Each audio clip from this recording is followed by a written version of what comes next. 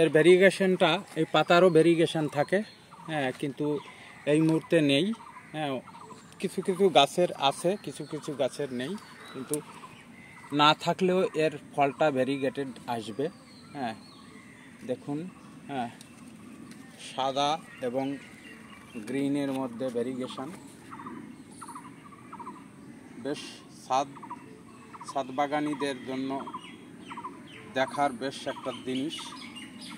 খেতে কত ভালো হবে আমি বলতে পারবো না, কারণ এটাই প্রথম এবারেই ফল আসছে।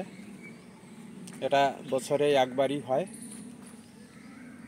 একটা জিনিস দেখলাম, এতে খুব একটা যত্নের প্রয়োজন হয় না। এই গাছটা আমার প্যাকেটে ছিল, আমি দিন 15-20 আগে এটা এই মাটিতে দিয়ে দিয়েছি, যাতে ফলটা না ঝরে পড়ে, যাতে, তার জন্য এটা এখানে দিয়েছি।